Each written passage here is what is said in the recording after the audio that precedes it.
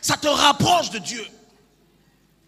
Lorsque tu étais dans ta gloire, tout le monde était à tes pieds. Tout le monde t'appelait. Aujourd'hui, tu as des petites difficultés. Ils t'ont tous oublié. Ils t'ont fermé leurs portes. Même quand tu appelles, ils ne décrochent pas. Mais dis à quelqu'un, je suis un grain. Le grain, peu importe là où on le jette, jette-le seulement. Il poussera d'une manière ou d'une autre. Arrête de compter sur les hommes. Il dit malheur à celui qui met sa confiance en l'homme. L'homme peut te décevoir. Même moi je peux te décevoir. Mais celui en qui je crois, il ne te décevra jamais. Parce qu'il est fidèle, il est juste, il est la vérité. Il ne peut pas te décevoir. Il ne peut pas te décevoir. Alléluia. Le Seigneur a dit, il dit, le serviteur n'est pas plus grand que le maître. Il dit, ce qu'ils m'ont fait, ils vous le feront aussi. Le Seigneur Jésus a été humilié. Il a été accusé injustement. Ils ont pris même des faux témoins pour témoigner contre lui. Il ne s'est pas justifié. Dieu l'a justifié. Je veux dire à quelqu'un, peut-être présentement tu traverses des moments difficiles. Ne pense pas que Dieu t'a oublié. C'est parce que tu es un grain. Tu as besoin d'être seul. Tu as besoin d'être humilié. On doit sortir ta nudité. On doit t'accuser injustement. On doit te calomnier. On doit te critiquer. On doit te jalouser. Parce que tu es un grain. C'est le processus pour le grain. Amen. Et tu dois apprendre à accepter cela. Non seulement accepter cela, mais prendre ça comme un défi. Et relever le défi. Parce que j'ai compris que lorsque quelqu'un te méprise, c'est parce qu'il ne croit pas en toi. Quand quelqu'un te méprise, c'est parce qu'il ne croit pas que tu vas réussir. Si quelqu'un te méprise, c'est parce que Dieu ne lui a pas dit ce que tu vas devenir. Mais ce qu'il ne sait pas, c'est que Dieu n'est pas obligé de lui dire. Il se dit à lui-même ce que tu vas devenir. Ce qu'il s'est dit te concernant va se réaliser parce qu'il veille sur sa parole pour l'exécuter. C'est de ça qu'il est question. Ne cherchez plus à plaire aux hommes. Cherchez à plaire à votre Dieu. Si en plaisant à Dieu, vous plaisez aux hommes, tant mieux. Mais si en voulant plaire à Dieu, vous ne plaisez pas aux hommes, ce n'est pas grave. Le grain peut être symbole de ta sémence aussi. C'est-à-dire ton offrande. Lorsque vous êtes un chrétien, il faut savoir gérer votre vie. Parce que si tu n'as pas de sémence, si tu gaspilles tes grains qui sont ton offrande, tu ne pourras pas s'aimer. Et si tu ne sèmes pas, tu ne moissonneras pas. Il n'y a pas de magie. Il dit celui qui sème peu, moissonnera peu. Celui qui sème abondamment, tout est dans la sémence de chacun. Comment tu sèmes tes grains? Comment tu gères ta vie?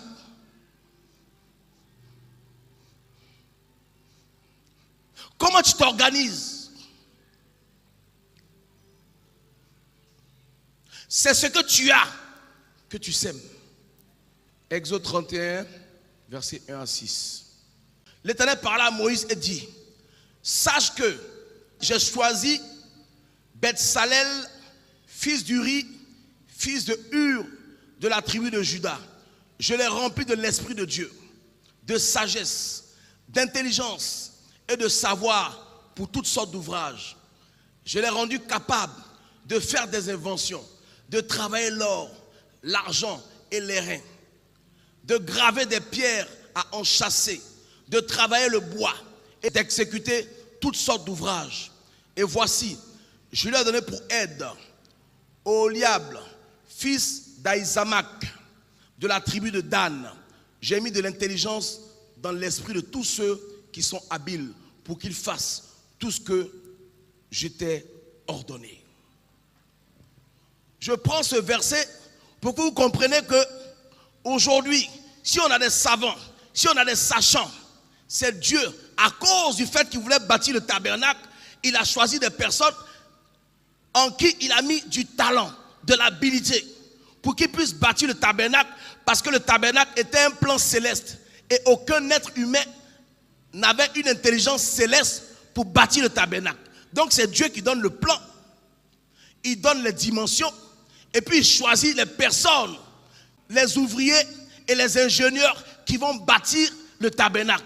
Mais il met quelque quelque chose en eux, qui est l'intelligence, qui est la sagesse. Ce qui me conforte, c'est la preuve que c'est Dieu qui donne l'intelligence. L'intelligence que Dieu a donnée aux Juifs pour bâtir le tabernacle, c'est de ça qu'est sorti tous les savants juifs. Donc ça veut dire que c'est le Dieu des Juifs qui est notre Dieu qui est intelligent. C'est lui qui donne la sagesse, c'est lui qui donne l'intelligence. L'habilité, c'est lui. C'est Dieu qui donne la sagesse. Et la Bible dit que celui qui manque de sagesse, qu'il la demande à Dieu, qu'il la donne à tous ceux qui demandent. Amen. Vous devez savoir que la sagesse est la mère de l'intelligence. Vous ne pouvez pas être sage si vous n'êtes pas intelligent. L'intelligence que Dieu a donnée aux Juifs pour bâtir le tabernacle, c'est de ça qu'est sorti tous les savants juifs. Donc ça veut dire que c'est le Dieu des Juifs qui est notre Dieu qui est intelligent. C'est lui qui donne la sagesse, c'est lui qui donne l'intelligence. Tout à l'heure je vous ai parlé du grain. Maintenant je vais vous parler de la graine. Le grain, c'est ce que tu as. Le grain appartient à quelqu'un. Le grain, c'est ce que tu sèmes. La graine, c'est ce que tu es. La graine, c'est ton cerveau. La graine est plus grosse que le grain.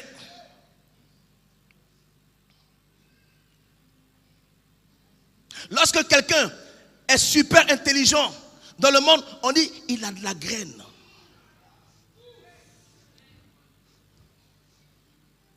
Lorsque quelqu'un a une intelligence qui dépasse le commun des mortels, on dit il a un QI élevé.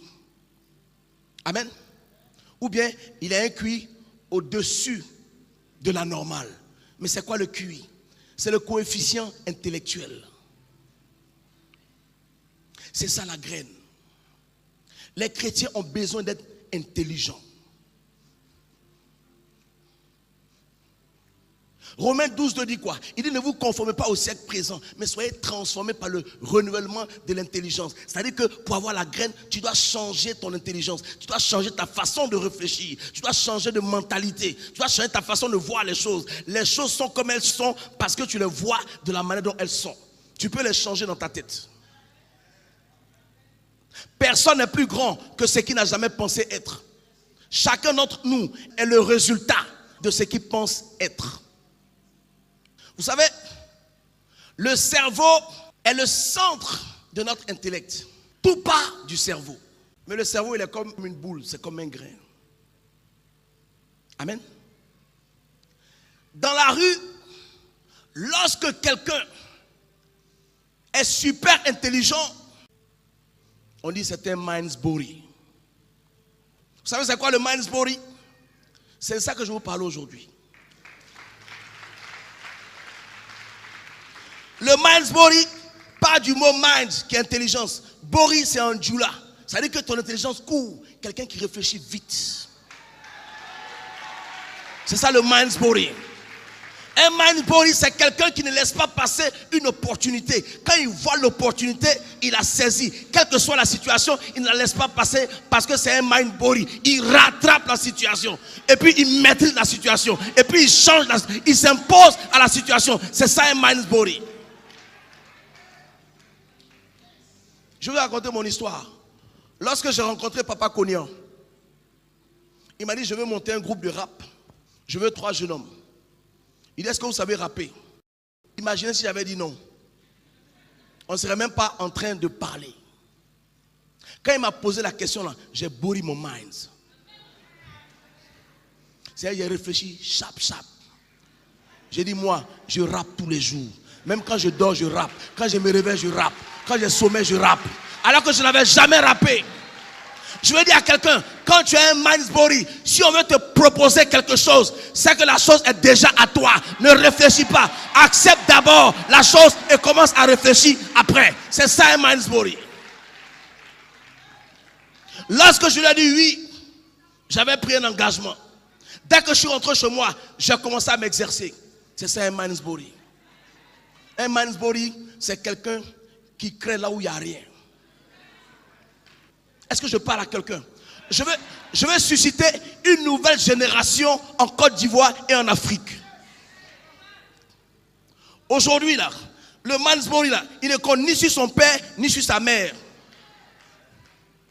Le premier signe pour reconnaître un Mansbury, il ne fume pas, il ne boit pas, il ne se drogue pas, parce qu'il a besoin d'être lucide pour sauter sur l'opportunité de sa vie. Est-ce que quelqu'un commence à se retrouver dans ce que je suis en train de dire? Un mind boys, c'est quelqu'un qui se retrouve à faire un travail qu'il n'avait jamais appris. Tout simplement parce qu'il est intelligent. Tout simplement parce qu'il sait qu'il peut, il est capable. La Bible dit que tout est possible pour celui qui croit. Si on vient te proposer, c'est que c'est déjà à toi. Tu dois croire que tu peux et tu pourras. C'est ça, avoir de la graine.